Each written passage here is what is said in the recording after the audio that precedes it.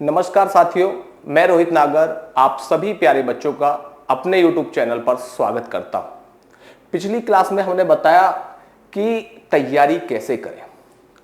साथियों, अब हम नेक्स्ट जो टॉपिक है उस पर बात करेंगे। वो है जो सब्जेक्ट, जो आपका पेपर है, उस पेपर में सब्जेक्ट जो होते हैं उनको तैयार कैसे करें। ये एक बड़ा मसला रहता है अक्सर कि सर मैं हिस्ट्री तैयार नहीं कर सकता, सर मैं मैथ से बड़ा डर लगता है, सर मैं रीजनिंग अच्छे से नहीं कर पाता, सर मैं हिंदी से नहीं कर पाता। तो मैं ये मानता हूं प्यारे बच्चों कि जब आप सब्जेक्ट तैयार करें तो एक बात ये मान के चलें, मान लो कोई गाड़ी है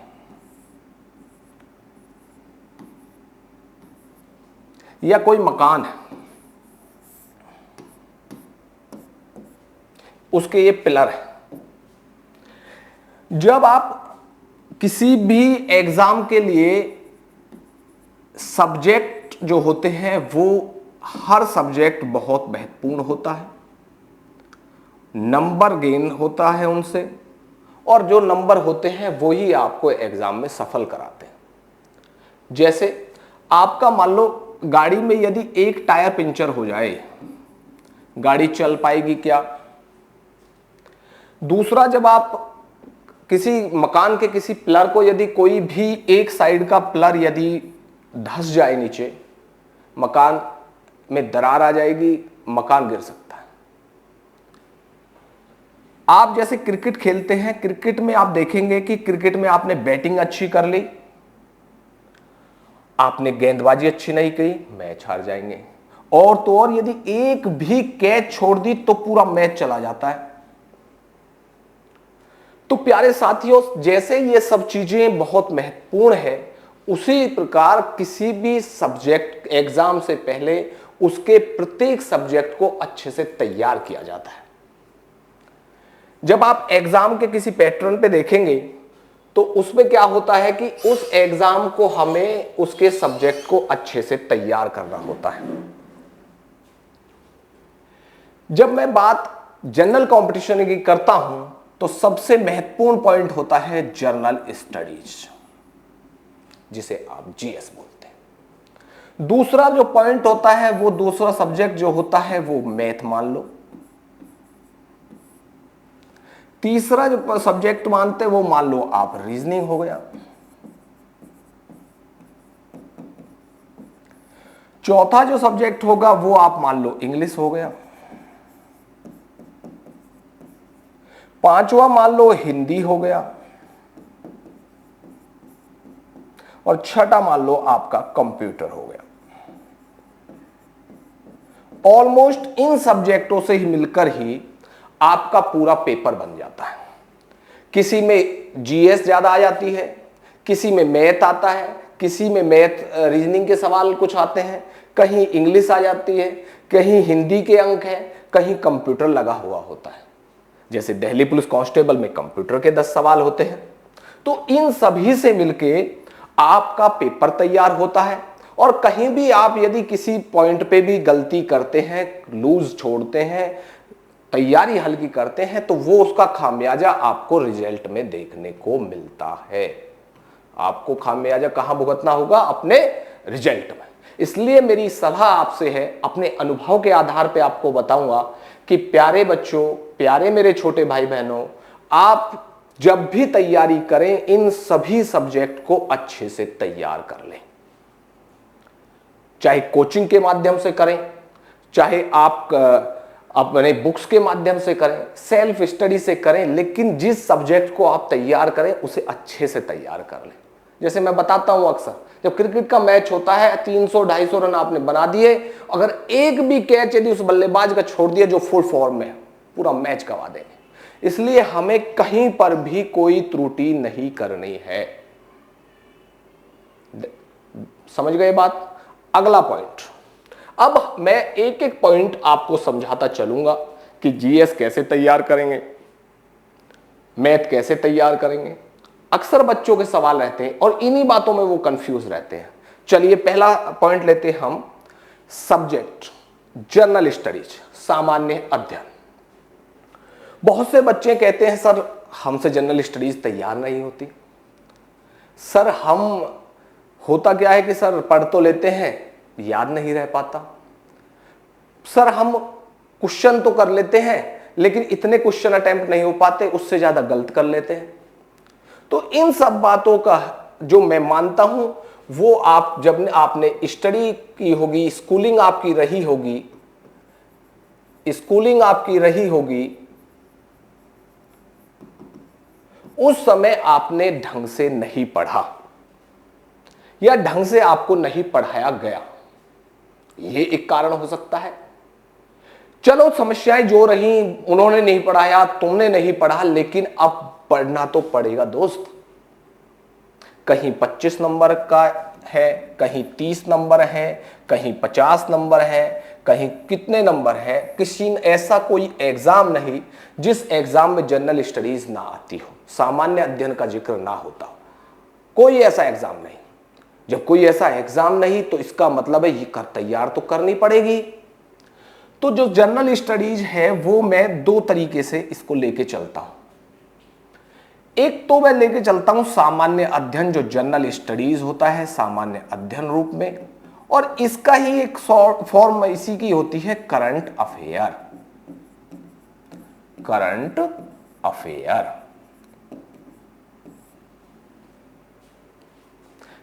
जनरल स्टडीज और करंट अफेयर। इसमें क्या होता है, कुछ सवाल जनरल स्टडीज के, जैसे मान लो 20 सवाल जनरल स्टडीज के सामान्य अध्ययन के, जिसे आप जीके भी बोल देते हैं, और कुछ सवाल मान लो 5 सवाल आपके करंट अफेयर से आते हैं। बच्चों 2017-18 के आसपास एक पैटर्न हुआ करता था कि जनरल स्टडीज सीधे सीधे आपसे पूछ ली जाती थी, लेकिन अब फॉर्मेट कुछ बदल गया। कंपटीशन बहुत ज्यादा हाई लेवल हो गया, बच्चों का एग्जाम नहीं निकल पा रहा, वो भी कंपटीशन बढ़ा रहे हैं। हर साल 2 लाख 3 लाख 12th पास करके वो बच्चे आ जा रहे हैं, पहले और रुके हुए हैं। तो आप देख रहे होंगे टेट जैसे एग्जाम में, ग्रुप रेलवे वाले एग्जाम में, जीडी वाले एग्जाम में 20-20 लाख 30-30 लाख फॉर्म भरे जा रहे हैं। इतना कंपटीशन है। लेकिन हमें कंपटीशन सेल्फ से करना है कि टेस्ट निकालना है। हमें 30 लाख नहीं देखना, हमें खुद को देखना कि टेस्ट निकालना है, और बिना पढ़े निकालना है, यह मैं समझता हूं संभव नहीं। इसलिए मेहनत तो करनी आपको पड़ेगी। तो बात कर रहा था जनरल स्टडीज की, सामान्य अध्ययन की। तो सामान्य अध्ययन का जो ये पॉइंट है, जो ये पैटर्न है, इसके लिए मैं आपको एक स्टेप बाय स्टेप समझाता चलूंगा। जो सब्जेक्ट है वो आप लेके चलें हिस्ट्री,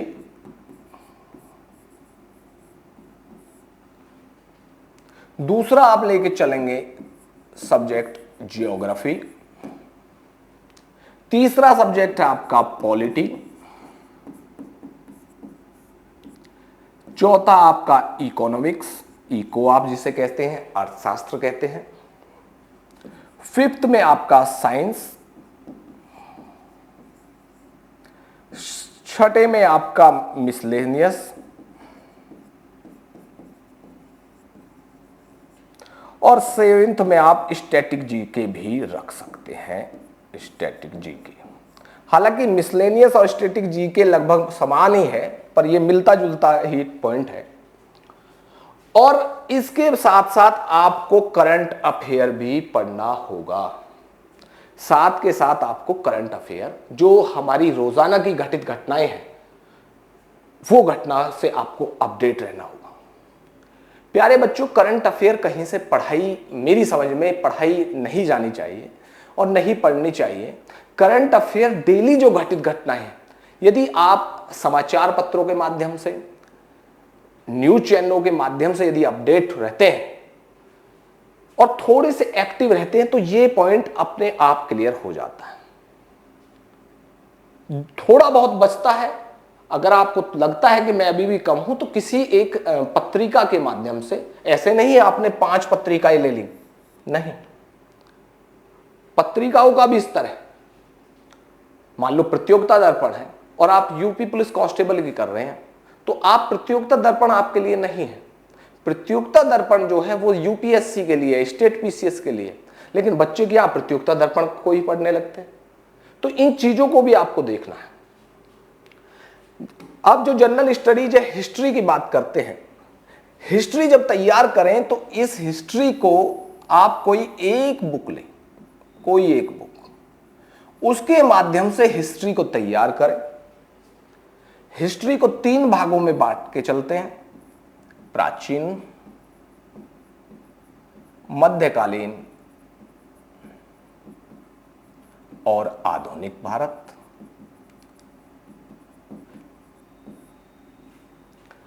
इस तरीके से जब आप प्राचीन भारत को पढ़ेंगे, मध्यकालीन भारत को पढ़ेंगे, आधुनिक भारत को पढ़ेंगे, तो एक फ्रेम बनता चलेगा आपके साथ, और उस फ्रेम के अकॉर्डिंग जब आप तैयारी करेंगे तो आपको लगेगा कि हाँ कुछ पढ़ाई हो रही है, मेरा सब्जेक्ट तैयार हो रहा है। जब मैं हिस्ट्री पढ़ाऊंगा तो तब मैं अच्छे से इसको डिफाइन करूंगा। अभी केवल मैं सब्जेक्ट का एक रूपरेखा आपके लिए बना रहा हूं, आपके लिए तैयार कर रहा हूं, ताकि आप अभी थोड़ा शुरुआती दौर में समझे बातों के होता क्या है, तरीका क्या होता है, सीखा कैसे जाता है, पढ़ा कैसे जाता है, समझा कैसे जाता है, लर्न कैसे किया जाता है। एक फॉर्मेट आपके माइंड में सेट कर रहा हूं, और जब पढ़ाऊंगा तो फिर पढ़ाऊंगा, फिर देखते हैं एग्जाम कैसे नहीं लिखता। हुआ क्या आपके साथ, आपको सही से पढ़ाया नहीं गया, सिखाया नहीं गया। एक बार पढ़ा दिया, सिखा दिया, फिर दुनिया की कोई ताकत आपके माइंड से निकाल नहीं सकती। चीज यह है कि आपको अपने आप को अब तैयार करना होगा। ऐसा कोई है कि एग्जाम ना निकले? मैं तो नहीं मानता, और इसलिए नहीं मानता कि एग्जाम निकाले बहुत है यार। बस आपका साथ चाहिए। गारंटी है एग्जाम इसी 31 दिसंबर तक निकाल लोगे दोस्त, 31 दिसंबर तक। नई साल कहीं और ही मना रहे होगे दोस्त, मनाओगे ना? तो आओ फिर मनाते हैं सही से। दूसरा बात करते हैं ज्योग्राफी को। 31 दिसंबर को ज्वाइनिंग लेटर लेना है दोस्त, इसी बात को ध्यान रखना है। आइए ज्योग्राफी। ज्योग्राफी को भी 2 भागों में बांटकर हम समझते हैं। ज्योग्राफी जो है वो 2 भागों में हम बांटते हैं। ज्योग्राफी को एक तो जब आप ज्योग्राफी को तैयार करेंगे तो ज्योग्राफी को पहले आप पढ़ें भारत के परिप्रेक्ष्य में, भारत का भूगोल, भारत का भूगोल। और दूसरा जब आप पढ़ेंगे वो पढ़ेंगे विश्व का भूगोल, वर्ल्ड ज्योग्राफी। ठीक है मेरे भाई? जब आप ज्योग्राफी को तैयार करेंगे, भारत का भूगोल, भारत से संबंधित बातें, और जब दूसरा करेंगे विश्व का भूगोल, तो विश्व से संबंधित बातें। इसमें भारत की क्षेत्रफल, भारत की जनसंख्या, भारत की मिट्टी, भारत की नदियां, भारत की जो भी भारत से संबंधित बातें हैं सारी, यहां पे आपका वो क्लियर हो जाएगा। वर्ल्ड से संबंधित, वर्ल्ड के देश, वर्ल्ड की महाद्वीप, वर्ल्ड की पॉपुलेशन, वर्ल्ड की मिट्टी, वर्ल्ड की अर्निंग, वर्ल्ड की इकोनॉमी, सब तमाम बातें जो विश्व के भूगोल से संबंधित हो, वो बातें सब आप इसके ज्योग्राफी में पढ़ेंगे। इस तरीके से आप, जब मैं सब्जेक्ट को पढ़ाऊंगा तरीके से, तो पूरा ज्योग्राफी को पढ़ाऊंगा तरीके से। और जब इसके बाद नंबर 3 पे हम जब बात करेंगे, तो नंबर 3 आता है आपका पॉलिटी। नंबर 3 क्या है? भारत की राज्य व्यवस्था। नंबर 3 है भारत की राज्य व्यवस्था। भारत की राज्य व्यवस्था जो है वो भारत के परिप्रेक्ष्य में हम देखेंगे, या भारत की भारतीय राज्य व्यवस्था, पॉलिटी। जब इस सब्जेक्ट को आप पढ़ेंगे तो इसके अंदर पढ़ेंगे कि हमारे यहां पहले जो अंग्रेजी शासन रहा, उसके बाद हमें 1947 में आजादी मिली। उसके बाद हमारा कोई भी देश जब स्वतंत्र होता है तो पहले उसमें उसके जो जिसके अधीन वो रहता है, उसके कानून, उसके शासन, उसके प्रशासन के तरीके से शासन होता है। लेकिन जब देश स्वतंत्र हुआ, भारत एक स्वतंत्र अपना अधिकार मिला 15 अगस्त 1947 को, तो उससे पहले ही संविधान की हमारे यहाँ बना प्रारंभ हुआ। और उससे पहले भी पॉलिटी के जो बात है, जो पॉलिटी है 15 अगस्त 1947 को जब देश आजाद हो गया तो अपने संविधान की जरूरत भारत को हुई। तो हम इसमें संसद के बारे में, एमपी के बारे में, एमएलए के बारे में, अनुच्छेद, संशोधन, संविधान का पूरा स्ट्रक्चर, वो सब पॉलिटी के अंदर पढ़ेंगे। तो जब मैं इस पॉलिटी के सब्जेक्ट को पढ़ाऊंगा तो उसमें मैं पूरा इसको क्लियर करूंगा। अभी मैं आपको केवल पॉलिटी से संबंधित बातें समझा रहा हूं कि सब्जेक्ट को तैयार कैसे करते हैं। इसके बाद इकोनॉमी आएगी, जिसे आप अर्थशास्त्र कहते हैं, जिसे आप अर्थशास्त्र कहते हैं। पॉलिटी के बाद बात करेंगे हम, जो नंबर 4 पॉइंट है आपका, वो है इकोनॉमिक।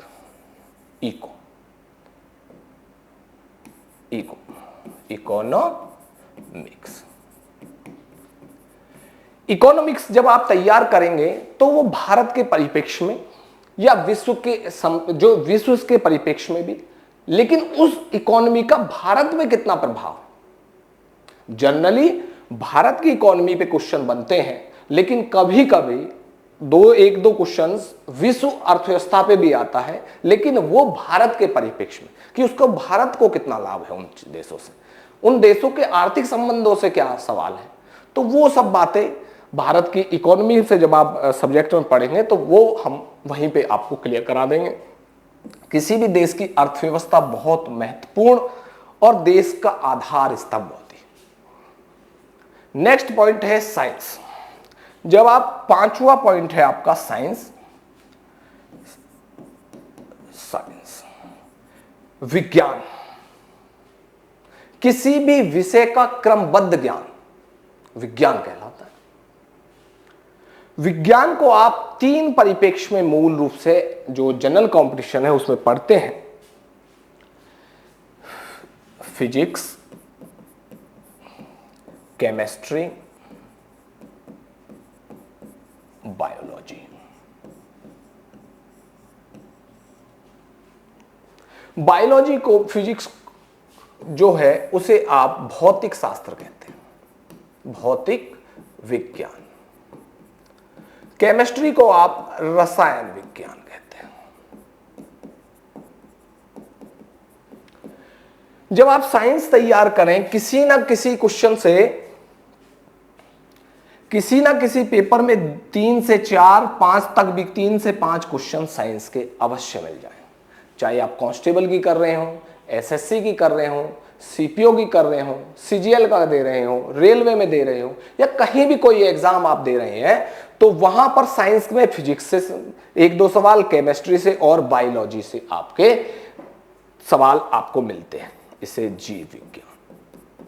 ठीक है मेरे भाई, इस तरीके से आप साइंस को, जब मैं साइंस सब्जेक्ट पढ़ाऊंगा तो ये पूरा पॉइंट आपको तरीके से सारा मैं समझाता हुआ चलूंगा। अभी मैं एक फॉर्मेट आपके सामने रख रहा हूं कि किस तरीके से साइंस होता है, किस तरीके से हम इन चीजों को, सब्जेक्ट को हम समझेंगे, तरीके से स्टेप बाय स्टेप मैं आपको पढ़ाऊंगा। अगला है मिसलेनियस और स्टैटिक। ये वो सब्जेक्ट है जो विविध है। स्टैटिक में कि कहां पर्वत है, पहाड़ है, भारत में फर्स्ट कौन है, सेकंड कौन है, किसने पुरस्कार जीता, खेल से संबंधित विविध तमाम स्टैटिक की जो भी हैं, कि जो भी इन सब्जेक्ट के आधार पर बनते हैं वो सब स्टैटिक के अंदर आते हैं। 2-3 सवाल सीधे सीधे इनसे, किसी रिपोर्ट है, किसी आयोग की रिपोर्ट है, नीति आयोग की है, वन की है, किसी रिपोर्ट से, वो सब इनके अंदर आती। और अब जब इस चीजों को आप तैयार करेंगे, स्टेप बाय स्टेप बाय चलेंगे, तो आपका अपना जो सब्जेक्ट है वो अच्छे से तैयार हो जाएंगे। तो फिर आप कभी भी आपको नहीं लगेगा कि आपने अच्छे से तैयार नहीं किया। दूसरा सबसे महत्वपूर्ण पॉइंट आपको ये रखने हैं कि जब भी सब्जेक्ट तैयार करें, एक बुक से ही पढ़ें। दूसरा, एक बुक को ही 10 बार पढ़ें। जिस पॉइंट को पढ़ रहे हैं उस पॉइंट को अच्छे से पढ़ें, उस पॉइंट को बिल्कुल क्लियर कर लें। रिवीजन बार बार करें, रिवीजन बार बार करें। होता क्या है कि जब आप रिवाइज करते हैं, क्वेश्चनों को बार बार रिवाइज आपके सामने आते हैं, तो वो आपको रट जाते हैं। मॉक लगाएं, शॉर्ट नोट्स भी बना सकते हैं, शॉर्ट नोट्स बनाएं, लेकिन नोट्स इस तरीके से बनाएं ताकि जब आप एग्जाम के नजदीक हो तो उन्हें अच्छे से रिवाइज कर लें। तो इस तरीके से आपके सब्जेक्ट तैयार हो जाते हैं। साथ ही प्यारे बच्चों, हम बात करेंगे करंट अफेयर की भी। इसके साथ साथ हम बात करेंगे करंट अफेयर की भी, जो कि एक महत्वपूर्ण तथ्य आज के जो नया ट्रेंड है, जो सिनेरियो चेंज हो रहा है, उसके अंतर्गत आजकल ज्यादा ट्रेंड में है, जिसे आप सीए कहते हैं या करंट अफेयर आप कहते हैं। इसको भी बड़े अच्छे से आप देख लें, क्योंकि आज के जमाने में जो जीएस वाला पोर्शन है उसके साथ साथ सीए का भी एक अहम रोल है। 5 सवाल भले ही आते हो, लेकिन करंट अफेयर जो ये जीएस वाले क्वेश्चंस हैं वो लगभग 50-60% सीए बेस्ड आने लगे, करंट अफेयर बेस्ड आने लगे। पहले क्या होता था, जीएस सीधे पूछता था, लेकिन अब करंट अफेयर से जोड़ते हुए सवाल पूछता है कि साइंस में, विज्ञान प्रौद्योगिकी में कोई आविष्कार हुआ, वहां से क्वेश्चन उठा लिया। करंट हिस्ट्री की कोई, मान लो खुदाई में कुछ निकला तो वहां से, लोथल में कुछ हुआ या कहीं कालीबंगा में कुछ हुआ, वहां से क्वेश्चन उठा लिया। तो ये आप करंट अफेयर के माध्यम से पढ़ेंगे और देखेंगे, समझेंगे। तो इसलिए करंट अफेयर का भी एक अहम रोल आपके सामने आ जाता है। तो इस तरीके से जीएस आपकी तैयार हो जाती है, तरीके से आप तैयार कर लेंगे तो एग्जाम में जीएस का कोई क्वेश्चन आपसे नहीं छूटेगा, ये मेरा दावा आपसे। मैं एक पॉइंट उस पर आपके लिए वीडियो लाऊंगा, एक सब्जेक्ट पे लाऊंगा, एक पॉइंट पे लाऊंगा और तब अच्छे से आपको तैयार कराऊंगा। तो आपको घबराने की जरूरत नहीं है, बस केवल हमारा साथ देना है और अच्छे से तैयारी करनी है बस। अगला जो हम बात करेंगे अगले पॉइंट की, वो है मैथ।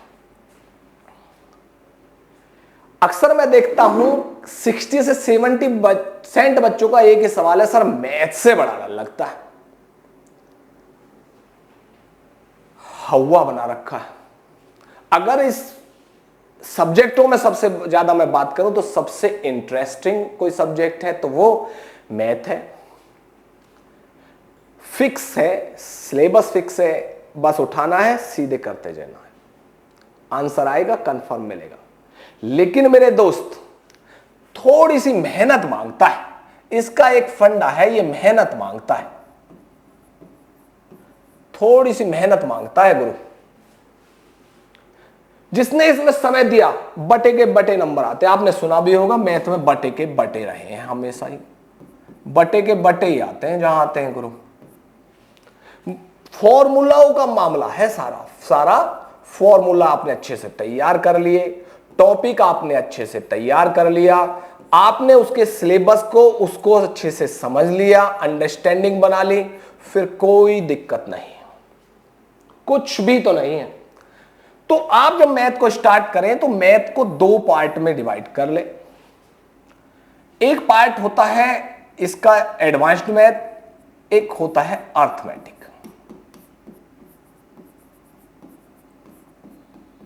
जिसे आप अंकगणित कहते हैं। और दूसरा इसका पॉइंट है एडवांस्ड मैथ।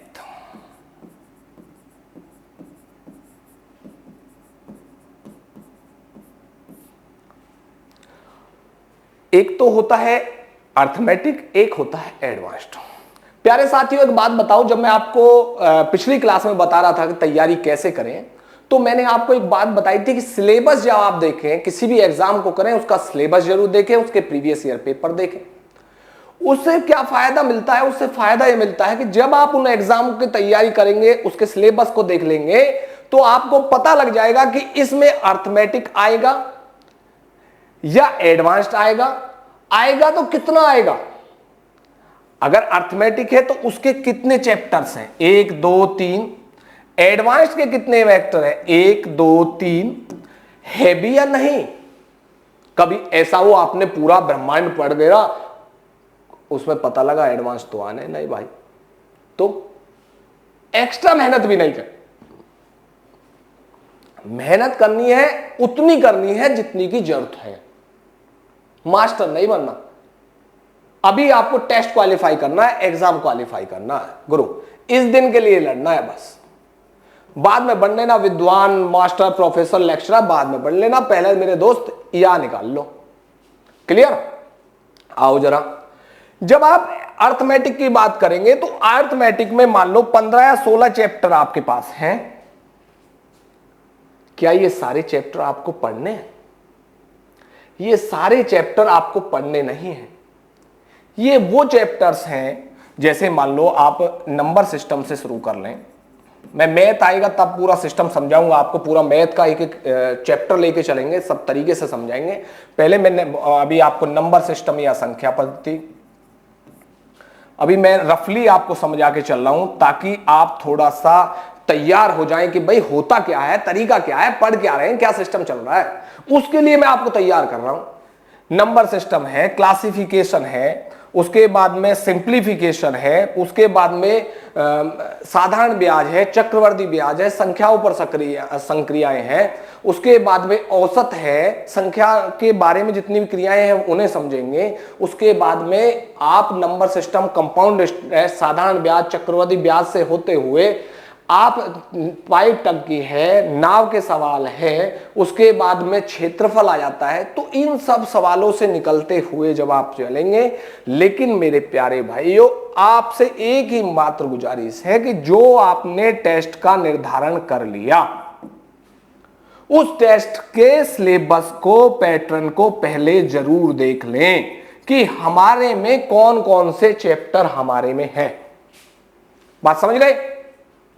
उसके बाद में आप दूसरा काम क्या करें? दूसरा काम ये करें कि जो ये चैप्टर है, इस चैप्टर का आपको करना क्या है कि एक नंबर आपका ये है एडवांस्ड मैथ। अर्थमेटिक के जो चैप्टर आपके लिए हो उन चैप्टरों को क्लियर कर लें, बाकी को बाद में देखेंगे, पहले उनको अच्छे से क्लियर कर लें। तीसरा जो एडवांस्ड मैथ वाला है उसमें ट्रिग्नोमेट्री, एलजेब्रा, मेंसुरेशन, ज्योमेट्री भी मान लो इसी में लगा लो, ज्योमेट्री, कोऑर्डिनेशन, इस तरीके से इन सभी को आप पढ़ते हैं एडवांस्ड मैथ के अंतर। एडवांस्ड मैथ में आपको इन पॉइंटों को आपको पढ़ना होता है। तो सबसे पहले अपना सिलेबस रखें, सिलेबस सामने लगा लें, जिस टेबल पे आप पढ़ रहे हैं उस टेबल पे अपना सिलेबस में टिक करते कि ये मेरा पॉइंट है। देता नहीं 10वीं 12वीं में आप जब तैयारी करते हैं तो अपने सिलेबस के अकॉर्डिंग करते हैं, हमारे ये चैप्टर ये हमको तैयार करने हैं। इसी तरीके से जब आप जिस भी टेस्ट का कर रहे हैं, मान लो सीजीएल कर रहे हैं, सीपीओ कर रहे हैं, सीएचएसएल कर रहे हैं, यूपी पुलिस, दिल्ली पुलिस, कोई भी एग्जाम आप यदि दे रहे हैं तो अपने उसी के अकॉर्डिंग आप अपने चैप्टर कर लें, बाकी को डिलीट रख लें। बाकी को क्या कर लें? डिलीट रख लें। 8-10 चैप्टर निकलेंगे, कर लेंगे। इस तरीके से मान लो ये नहीं है, इनको भी आप डिलीट करते रहें, जितने हो उतने की तैयार कर लें, कुछ भी तो नहीं है। बस डरना नहीं है, मैथ बहुत इजी सब्जेक्ट है। बस आपको यहां जो मैं बात बता रहा हूं, फॉर्मूला, तैयारी, थोड़ी मेहनत मांगता है, इन सब चीजों को करना है। बाकी फिर आप देखिए कि कुछ भी तो नहीं है, बटे के बटे नंबर आते हैं यार। चलो बढ़ते फिर अगला बात पे, नेक्स्ट रीजनिंग, जिसे आप तर्क शक्ति कहते हैं। तर्क शक्ति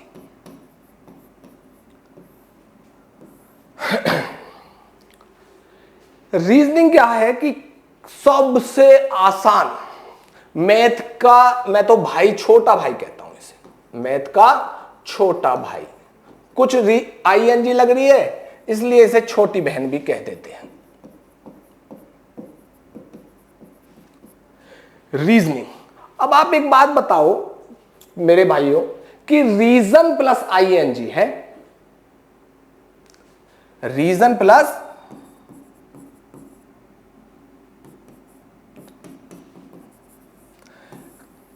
तर्क कारण, और आईएनजी फॉर्म में बढ़ता चला जा रहा है। तर्क कारण आईएनजी फॉर्म में बढ़ता चला जा रहा है। जैसे ये 4 पॉइंट है, यहां क्या आएगा, सीधा जो काम यहां हो रहा है, 1 है, 2 हो गए, 3 हो गए या 4 हो जाएंगे, सीधी बात है। जो कह रहा है रीजनिंग आईएनजी फॉर्म में बढ़ती चल रही, जो काम यहां हो रहा है वही काम आगे होना है। जैसे मान लो 2, 4, 6, 8, यहां क्या आएगा, 2 2 की संख्या बढ़ती जा रही है, वही काम होना। जो तर्क पीछे लगता है उसी तर्क को आगे बढ़ाते चले जाए, यही तो रीजनिंग है, इससे ज्यादा क्या है। और रीजनिंग को मैं जब पढ़ाता हूं तो रीजनिंग को मैं पढ़ाता रहे, सिखा देता हूं, ये कला है। कैसे? रीजनिंग 2 तरीके से पढ़ाई जाती है, वर्बल में, नॉन वर्बल में। वर्बल में क्या होता है, वर्बल में होता है जो वर्ड से बनकर चलता हो, वर्ड वर्बल होगा। और जिसमें वर्ड ना आए, नन वर्बल, मतलब वर्ड ना हो तो क्या होंगे, चित्र होंगे, सीधी बात। वर्ड आए वर्बल, वर्ड ना हो नॉन वर्बल, चित्र पे आधारित। तो इस तरीके से रीजनिंग को आप 2 पार्ट में डिवाइड करके आसानी से पढ़ सकते हैं। इसके एक एक पॉइंट को अपना, फिर वही बात, अपना सिलेबस रखिए, सिलेबस से जो जो इसमें आते रहे, एनालॉजी, सादृश्यता, जो भी आपके चैप्टर में आते रहे, उन सभी को वेन आरेख, वेन डायग्राम, मैप, चित्र, जो भी आता हो, वो जब मैं रीजनिंग पढ़ाऊंगा तो पूरा चार्ट दूंगा, पूरा तरीके से समझाऊंगा। तो ये आप इन सब बातों को इन तरीके से आप समझ लें, वर्बल नॉन वर्बल भी के तरीके से। रीजनिंग में कुछ नहीं करना, केवल प्रैक्टिस मांगती है। एक बार आपने अच्छे से कर लिया, आपने फिर उस पर प्रैक्टिस की, मॉक लगाए, प्रीवियस ईयर पेपर से मॉक लगाए, तो एक भी सवाल आप नहीं छूटेंगे, ये मेरा दावा है आपसे। नेक्स्ट बात करेंगे, अगले पॉइंट पे आते हैं। आप सच बताइए, इंग्लिश सब्जेक्ट है या भाषा है? भाषा है। और भाषा पढ़ाई नहीं जाती, सिखाई जाती है, सीख जाते हैं। जैसे हमें हिंदी या देसी या लोकल या जो भी हमारी कल्चर वाली भाषा है वो सिखाई तो जा रही है, सीख जाते हैं। अंग्रेज के बच्चे को क्या सिखाते, कहते हैं ना, अंग्रेज के बच्चे को कहाँ इंग्लिश सिखाई जाती है, वो सीख जाता है। तो इंग्लिश सिखाई नहीं जाती है, सीख जाती है। लेकिन यहां पे एक सिस्टम है, एक और है कि हम जो लोकल जो परिवेश से बच्चे आते हैं, उनके माइंड में एक चीज सेटअप है, यार इंग्लिश मैं नहीं कर पाऊंगा भाई, हमारा तो कोई ना बोलता। अरे भाई बोलनी नहीं है, दिक्कत तो यही है। इंग्लिश यहां पे केवल आपको लिखनी है, समझ के आपको लिखनी भी नहीं है, ऑब्जेक्टिव फॉर्म में आएगी। किस फॉर्म में आएगी? ऑब्जेक्टिव में। समझ लेना है और ऑब्जेक्ट लगा देना है। इंटरव्यू है क्या जो इंग्लिश में टू इंग्लिश करोगे क्या? तो सीधा पेपर होना है, सीधा पेपर में बता देना कि ये आएगा। दूसरा पॉइंट आपका यह है कि इंग्लिश जो भाषा है वो इंग्लिश आपको डरना नहीं है, और इंग्लिश को आप 2 तरीके से समझ लें। एक इंग्लिश होती है वर्ड फॉर्मेशन में, वर्ड फॉर्मेशन में।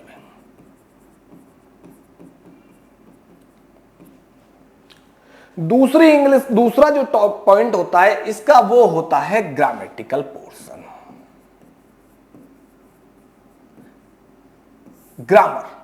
Grammar based, grammatical. तो वर्ड फॉर्मेशन जो होगा उसमें क्या रहते हैं, आप तरीके से समझिए। सिनोनियम्स, जिसे आप समानार्थी शब्द कहते हैं। एंटोनियम्स, जिसे आप विलोम शब्द कहते हैं। वन वर्ड, बहुत से शब्दों के लिए एक शब्द। इडियम्स एंड फ्रेजेस,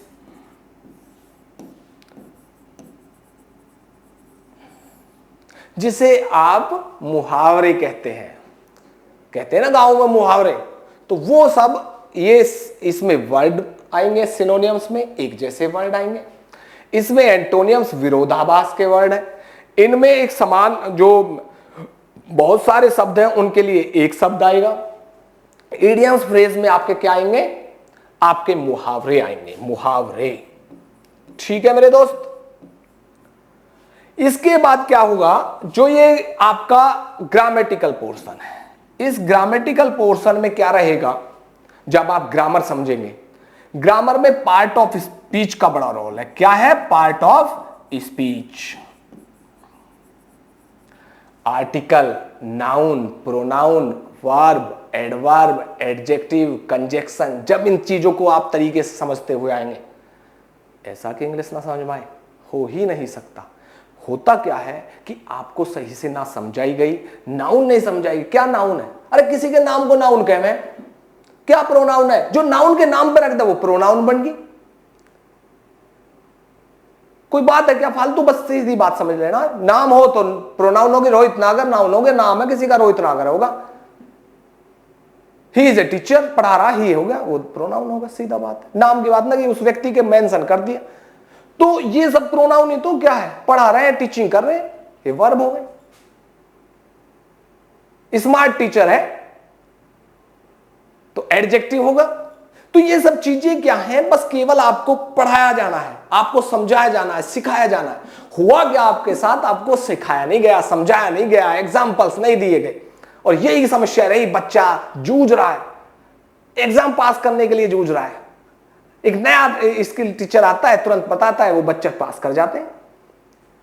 लेकिन अब वादा है, फेल नहीं होने दूंगा। जो फेल हो लिया, अब फेल नहीं होने दूंगा। अब तुम्हें भी उसी मुख्य धारा में खड़ा कर दूंगा, ये वादा है मेरा आपसे। तो बस आपको मेरे साथ आ जाना है। पार्ट ऑफ स्पीच आपको पढ़ा रहे हैं, तो सब चीजें आपको, नाउन, प्रोनाउन, सब कुछ तरीके से समझाया जाएगा, सब तरीके से पढ़ाया जाएगा। आपको परेशान नहीं होना, बस मेरे साथ आपको सिर्फ बैठ जाना है, फिर बाकी हम देख लेंगे। बाकी करते हैं यार, कुछ नहीं है। पार्ट ऑफ स्पीच के बाद ग्रामेटिकल पोर्शन में जब आप आएंगे, तो यहां जब इन चीजों को, सबसे पहले एक चीज का ध्यान रखें दोस्त, सबसे पहले एक चीज का ध्यान रखें, और जो महत्वपूर्ण बात है कि इंग्लिश यदि आप कर रहे हैं तो भाई पार्ट ऑफ स्पीच को अच्छे से कर लें, क्योंकि ये आधा काम आपका तैयार कर देगा, यहां से आधा काम तैयार कर देगा। क्यों, अगर आप एरर कर रहे हैं तो वो भी पार्ट ऑफ स्पीच से संबंधित है। यदि आप फिल अप द ब्लैंक्स कर रहे हैं, वो भी आप यहीं से करेंगे। यदि आप सेंटेंस इंप्रूवमेंट कर रहे हैं, वो भी यहीं से करेंगे। इंप्रूवमेंट करेंगे तो भी यहीं से। आप PQRS करेंगे तो भी फॉर्मेशन से। यदि आप क्लोज टेस्ट करेंगे तो भी उसी से। साथ ही जब आप एक्टिव पैसिव करेंगे, डायरेक्ट इनडायरेक्ट करेंगे, और पैसेज भी कहीं ना कहीं एक दो सवाल पैसेज भी आपके रूल से पूछ लिए जाते हैं। तो मेरे प्यारे साथियों, आपको एक बात ध्यान रखनी होगी कि जब आप इंग्लिश को तैयार करें, इन चीजों का विशेष ध्यान रखें। इंग्लिश को पढ़ना है, हमको बोलना नहीं है, केवल और केवल समझना है। और गांव का बच्चा समझने में पीछे नहीं है दोस्त, थोड़ा बोलने में तो हेजिटेट है। मैं बोलने में नहीं बोल सकता, पढ़ लूंगा तो बस हो गया काम हमारा। तो यार हमें पढ़ना ही तो आना चाहिए, हमें बच्चा चाहिए जो पढ़ ले, बस, फिर क्या दिक्कत है। और हमारा बच्चा केवल और केवल इस बात में मार खा जाता है, और वो सिपाही, हेड कांस्टेबल तक ही रह जाता है कि वो इससे मार खाता है दोस्त। ये है वो जड़ी बूटी जिसके कारण मार खा रहा है। अगर ये जड़ी बूटी मिल गई, संजीवनी मिल गई, पार हो जाएगा। कैसे, आप, एक होता है सीपीओ, समझना दोस्त, आज तुम्हें हिस्ट्री थोड़ा सा समझा रहा हूं मामले को। सीपीओ नाम का एक प्राणी होता है जिसे सेंट्रल पुलिस ऑर्गेनाइजेशन कहते हैं। इसके थ्रू अर्धसैनिक, अर्ध जो सैन्य बल है उनमें सब इंस्पेक्टरों की, उसमें सब इंस्पेक्टरों के फॉर्म, इसके थ्रू सब इंस्पेक्टर बनाए जाते हैं। और सीपीओ में जो सब इंस्पेक्टर है वो डीपी, एसआई दिल्ली पुलिस में, सीआईएसएफ में, सीआरपीएफ में, आपका आईटीबीपी में, आपका एसएसबी में तमाम जगह आपके सब इंस्पेक्टर बनाए जाते हैं। खेल समझना। और दोस्त ये गारंटी की बात है कि इसका 25 मल्टीप्लाई 50 नंबर तो आपके प्री में और 200 नंबर आपके मेंस में इंग्लिश से ही आ जाते हैं मेरे दोस्त। 400 में से 200 नंबर तो 250 नंबर तो भैया इंग्लिश के ही हैं। और हमारा जो गुरु है, हमारा जो ग्रामीण ट्रस्ट का बालक है, भाई इसे देखते ही बात झाड़ देता पल्ला, हम नहीं भाई, हम नहीं बन सकते। उसके साथ समस्या एक है कि उसे जो इंग्लिश पढ़ाई गई वो इस स्तर की पढ़ाई नहीं गई, उसे केवल रटाई गई। और रटाने के साथ साथ जब ग्रामीण परिवेश में इंग्लिश के प्रति पहले लोगों में इतना हवा है, उसी परिवेश का उसमें उसके माइंड में ये बता दिया इंग्लिश ना बाबा ना, हमें तो वो एग्जाम भरना है, हमें वो टेस्ट देना है जिसमें इंग्लिश ना हो, और वो बचता है फिर कांस्टेबल का ही टेस्ट, और उसी में लग के वो खुश। लेकिन मेरे प्यारे बच्चों, मेरे दोस्त, मेरे भाई, मेरे छोटे भाई बहन, मेरा एक ही कहना है कि आपको सब इंस्पेक्टर बनाने से कोई नहीं रोक सकता। सबसे आसान तरीका है, केवल और केवल आपको इंग्लिश समझनी आनी चाहिए। और समझनी आ गई, बोलनी नहीं, समझनी आ गई तो आप इन दो बातों को अच्छे से समझ लेंगे, वर्ड फॉर्मेशन और ग्रामर। खत्म। समझने में आप एक्सपर्ट ही हो, क्या दिक्कत रहेगी। सीपीओ में सब इंस्पेक्टर तैयार। और हर साल चाहे दिल्ली पुलिस सब इंस्पेक्टर हो या कहीं भी 1500 से लेकर 2000 सब इंस्पेक्टर की वैकेंसियां हर बार आती है। प्लस में एक होता भैया यूपीएससी के माध्यम से, एक और होता यूपीएससी के माध्यम से सीआई असिस्टेंट कमांडेंट, एसी बोलते हैं जिसको, असिस्टेंट कमांडेंट, एसीपी रैंक का अधिकारी। वो भी बच्चे इसके कारण ही रह जाते हैं क्योंकि वहां भी इंग्लिश का ये मामला है, वहां भी इंग्लिश फॉर्मेशन है, डिस्क्रिप्टिव पेपर है इंग्लिश का, और इंग्लिश प्री में तो है ही है। जैसे इंग्लिश देखा तो हमारा बच्चा यहां भी वही मामला फंस गया मेरे भाई। सेम केस हुआ एसएससी सीजीएल, सेम केस हुआ आपका सीएचएसएल। तो इंग्लिश के कारण हमारा जो ग्रामीण पृष्ठभूमि का बच्चा है वो इस पॉइंट पे आके लूज हो जाता है। तो मेरा आपसे बस एक कहना है, इसका मैं एक तरीका बना रहा हूं, फॉर्मेट बना रहा हूं, करूंगा, बनाऊंगा हवा, आप चिंता ना करें। देखते हैं उनको भी जो इंग्लिश वाले आगे चले गए, पकड़ लेंगे यार, चिंता ना करो, आगे निकलेंगे। तो आप समझो इंग्लिश वाला जो ये मामला है, आप समझने में फास्ट हो, उनसे बहुत फास्ट हो, अच्छे से कर लोगे और अपनी इस तैयारी को हम धारदार कर लेंगे। केवल और केवल आपको बस जुड़े रहना। नेक्स्ट जब मैं इसको पूरा सब्जेक्ट अभी मैं समझा रहा हूं, जब मैं पॉइंट पे आऊंगा, जब तरीके से आपको बाय स्टेप बिल्कुल प्रॉपर तरीके से समझाऊं। नेक्स्ट है हिंदी। हिंदी भी भाषा है,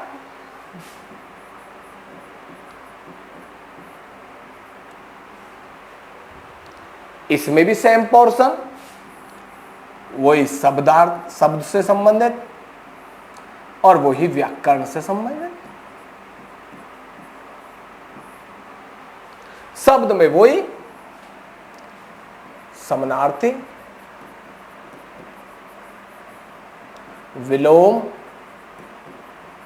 मुहावरे, पर्यायवाची,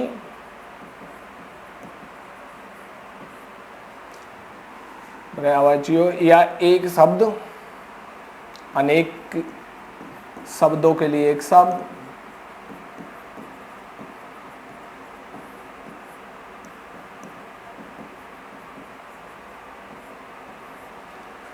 अब व्याकरण फॉर्मेशन में क्या होता है कि आपको एक वाक्य दिया और उस वाक्य में गलती दी, किस तरीके की गलती है, ये सब बातें आती हैं व्याकरण के अंदर।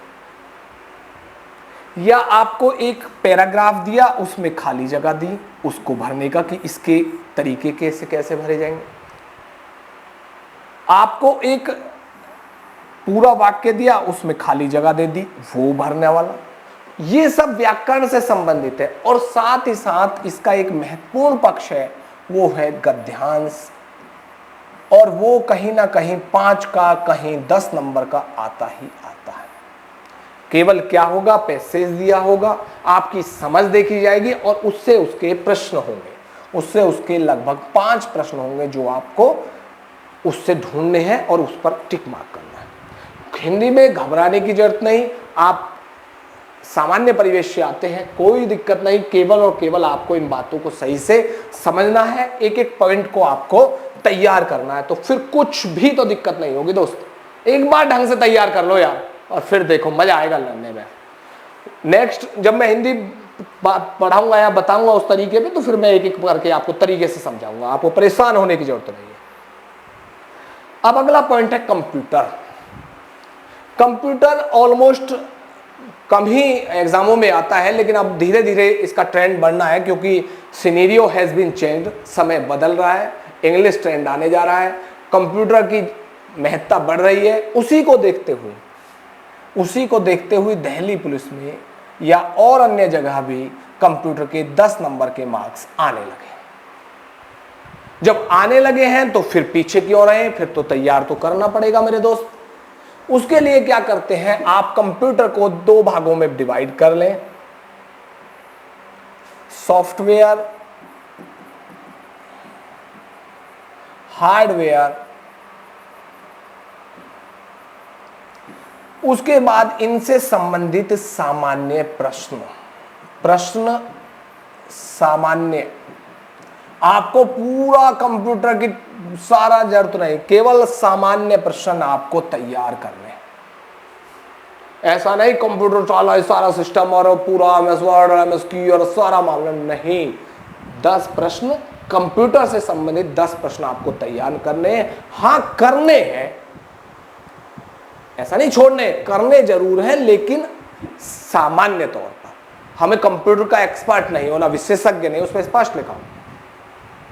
दूसरा आपका एक और फायदा करता है, कंप्यूटर की नॉलेज होने से फायदा, एक तो फ्यूचर के लिए फायदेमंद है, दूसरा एक टाइपिंग में भी आपको ये मदद कर देता है। टाइपिंग का टेस्ट होता है, वहां भी आपके लिए हेल्पफुल हो जाता है। दूसरा इसके जनरली हमें MS वर्ड के बारे में समझना होता है, सामान्य प्रश्न के बारे में समझना होता है। तो इन सब बातों से संबंधित 10 प्रश्न आपसे पूछे जाएंगे। कंप्यूटर के सामान्य परिचय, हार्डवेयर से संबंधित, सॉफ्टवेयर से संबंधित, उसके जो ऑपरेटिंग सिस्टम है उससे संबंधित, एप्लीकेशन से संबंधित आपसे वहां पर कंप्यूटर के बारे में, आपसे एप्लीकेशंस के बारे में कोई प्रश्न किया जाएगा।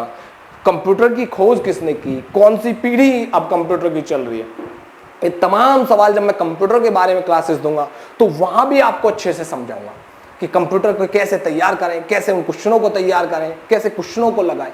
तो आपको परेशान नहीं होना, बस आपको जुड़ना है, एग्जाम पास करना है। दोस्त अब एक बात देखो, जब भी आप एग्जाम का फॉर्मेट देखें तो एग्जाम के फॉर्मेट में क्या होता है कि एग्जाम फॉर्मेट में कोई भी पेपर 1 जनवरी से 31 जून तक एक सेशन मानिए आप, और 1 जुलाई से 31 दिसंबर तक दूसरा सेशन। लोग 4 साल, 1 साल, 2 साल बता रहे, मैं 6 महीने का समय आपसे, केवल 6 माह।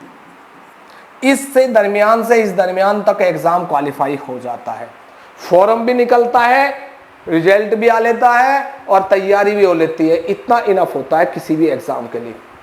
अब कोई बहका जाए 2-2 साल, 4-4 साल कहीं कोई नहीं लगते, ये बस बहकाने वाली बात, अपना सिस्टम चलाने वाली बात है। तो लेकिन आपको किसी भी सिस्टम में नहीं आना, अपना केवल तैयारी फोकस करना। लेकिन हाँ दोस्त, तपना तो पड़ेगा भाई। अगर ये सोच रहे हो कि कोचिंग में जाके बैठ गए, ले भैया पास करा दियो, गारंटी तेरी है, कोचिंग की कोई गारंटी नहीं, अचरेकर की कोई गारंटी नहीं है, गारंटी सचिन की ही है, मेहनत की है। हम आपके साथ मेहनत करेंगे, लेकिन आपको भी जगह रहना होगा, आपको भी थोड़ा प्रैक्टिस में रहना होगा, आपको भी मेहनत करनी होगी, पहला पॉइंट। दूसरा, आपको रिवाइज, मॉक, वो जो भी बातें आपको समझाई जा रही है उन पे भी अटेंटिव रहना होगा। टेस्ट कुछ भी नहीं है, हवा बना रखा है, निकलते नहीं है क्या यार, लोगों के निकलते नहीं है क्या टेस्ट? आप एक बात बताओ, अभी 750 7546 या 48 वैकेंसियां दिल्ली पुलिस में आ रही हैं। चाहे 20 लाख फॉर्म भर जाएं, चाहे 2 लाख भरें, चाहे 5000 ही भरें, चाहे 50,000 भरें, मान लो ये 7548 या 750 लिए ही जाएंगे। तो ये भी तो पढ़ रहे हैं यार, ये भी तो निकलेंगे ही। इन्हें 2 लाख, 10 लाख, 5 लाख, 7 लाख, 10 लाख में से तो ये छटंगे तो सही। ये वो बालक है जिनकी सही से तैयारी कर ली, सिलेबस सही से तैयार कर लिया, मॉक सही से लगा लिए, अपना सिलेबस पूरा कर लिया, बुक्स तरीके से पढ़ ली, ज्यादा इधर उधर नहीं घूमे, टू द पॉइंट रहे, एग्जाम दे आए, नंबर 70+ आ गए, अपने घर डांस कर रहे हैं।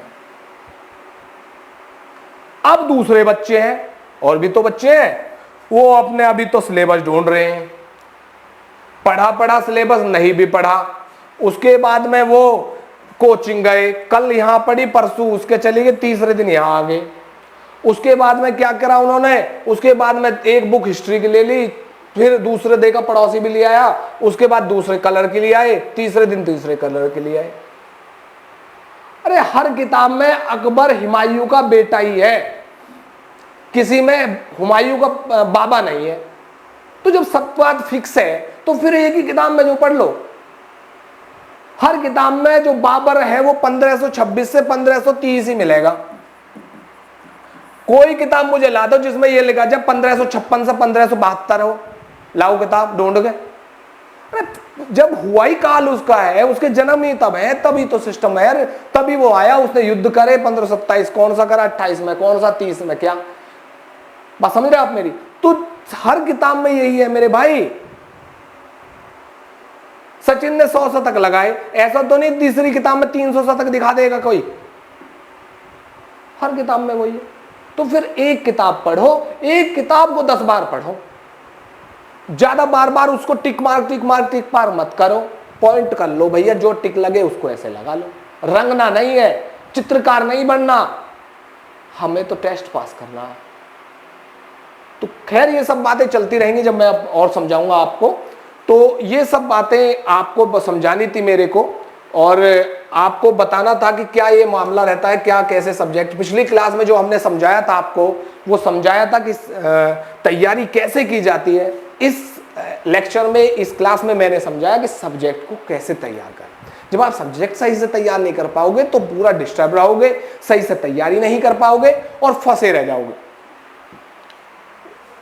दूसरा, आप जब इन तैयार करें, जनरल सब्जेक्ट को कैसे, जनरल स्टडीज को कैसे तैयार करें, फिर मैंने बताया मैथ्स को कैसे तैयार करें, रीजनिंग को कैसे तैयार करें, इंग्लिश को कैसे तैयार करें, और आपके इन सभी पॉइंटों में मैंने बताया फिर आपको हिंदी कैसे तैयार होगी, फिर बताया आपको कंप्यूटर के 10 नंबर के कैसे तैयार होंगे।